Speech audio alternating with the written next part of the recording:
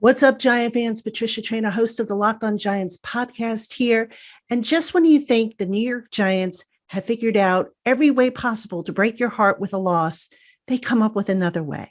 And their most recent loss, a 30-29 decision to the Washington football team, is about as heartbreaking as it gets.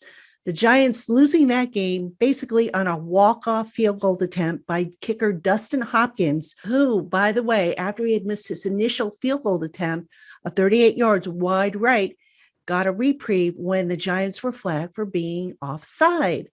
And once again, the Giants defense had its share of struggles. In week 1, it was Teddy Bridgewater. In week 2, Taylor Heineke.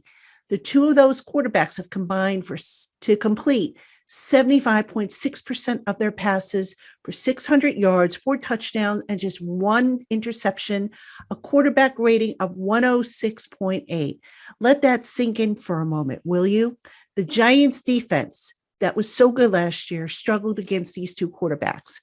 Now, the Giants offense, which didn't look too bad, can't be absolved in this loss either, and that the Giants left 11 points. That's right, 11 points on the field.